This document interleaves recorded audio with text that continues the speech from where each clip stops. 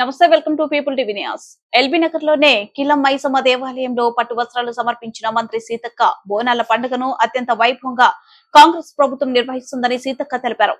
రాష్ట్ర ప్రజలపై ఆ దేవతల దీవెనలు ఉండాలని మంత్రి సీతక్క తెలిపారు. బోనాల కోసం రాష్ట్ర ప్రభుత్వం 25 కోట్లు కేటాయించిందని ప్రజలందరూ సంతోషంగా పండుగ జరుపుకోవాలని ఆకాంక్షించారు.